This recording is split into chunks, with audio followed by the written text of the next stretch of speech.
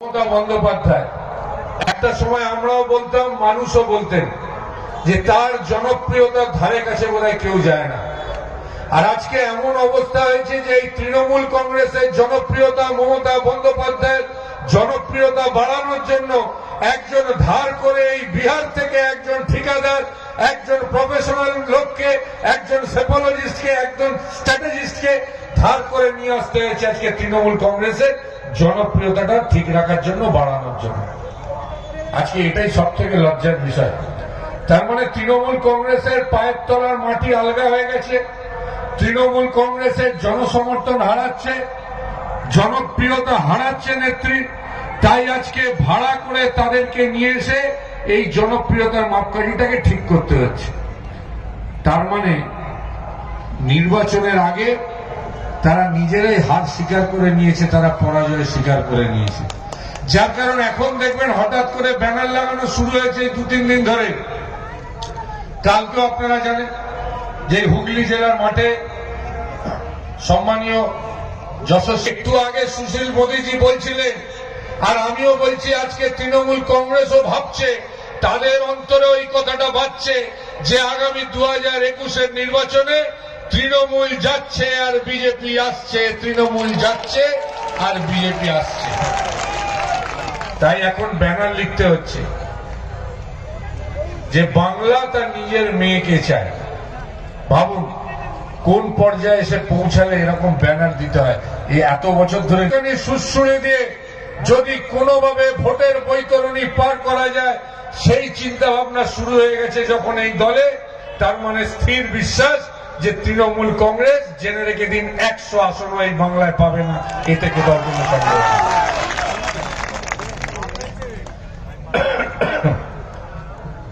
আজকে আমাদের ভাবতে হবে, খারাপ দেখাতে হবে। একটা সময় অন্য রাজ্যকে খারাপ দেখাতে হবে। দেখি আমরা কি বলতাম যে দেখো বাংলা কত ভালো আছে।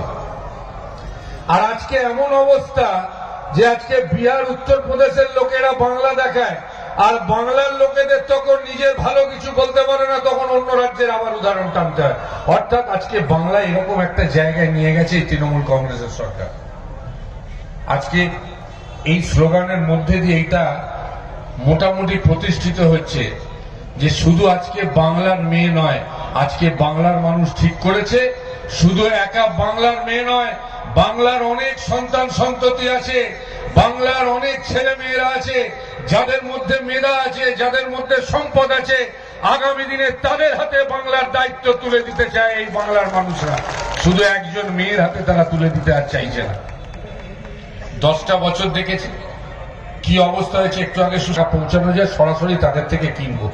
অর্থাৎ নিজেরা স্বীকার করে নিচ্ছেন যে এখানে সব থেকে বেশি দালাল রাজ চলছে, এখানে সব থেকে বেশি ফোড়ে রাজ চলছে, এখানে সব থেকে বেশি কাঠমানি থেকে শুরু করে, আমফান থেকে শুরু করে কি পরিস্থিতি বিগত 10 বছরে হয়েছে বাংলার মানুষ দেখেছে।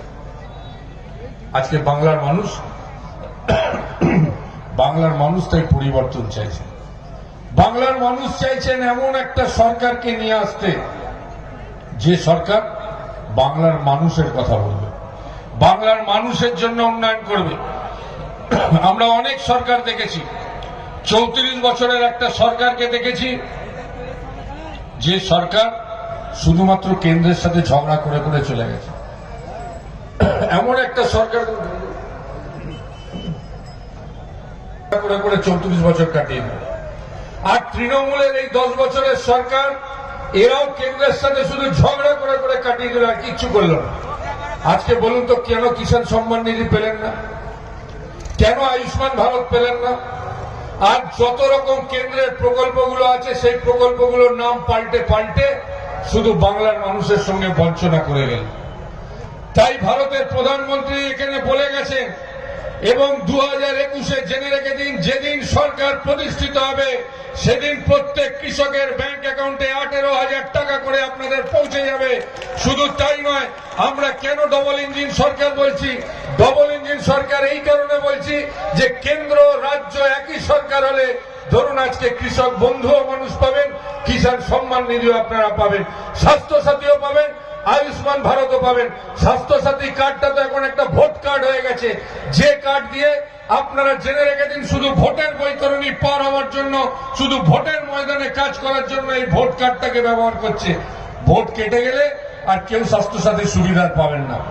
এখনই চলে যান, এখনই পরিবার পরিজন আত্মীয় স্বজনকে নিয়ে, প্রত্যেকেরই কোথাও না কোথাও শরীর খারাপ অসুস্থতা আছে, দল বেঁধে একবার করে চলে যান, গিয়ে দেখুন কি পরিস্থিতি। আপনারা কেউ ভালোভাবে চিকিৎসা পাবেন না, কারণ এটা হচ্ছে ভোট কার্ড, শুধু ভোটের বৈতরণী পার হওয়ার জন্য। আজকে বাংলার যুবকদের মেরুদণ্ড ভেঙে দিয়েছে, বাংলার যুবক যুবতীরা হতাশায় ভুগছে, আজকে বাংলার মা কাঁদছে, আজকে বাংলার সর্বস্তরের মানুষ দুঃখে রয়েছে। আজকে বাংলার মানুষ দেখছে এখানে শিল্প হয়নি, এখানে কোনো সার্বিক উন্নয়ন হয়নি, শুধুমাত্র ভাতা দিয়ে কোনোদিনও একটা রাজ্য বাঁচতে পারে না, শুধুমাত্র 100 দিনের কাজ দিয়ে একটা রাজ্যে উন্নতি হতে পারে না। যদি সত্যিকারের রাজ্যে উন্নতি করতে হয়, তাহলে মানুষের হাতে এমন ক্ষমতা দিতে হবে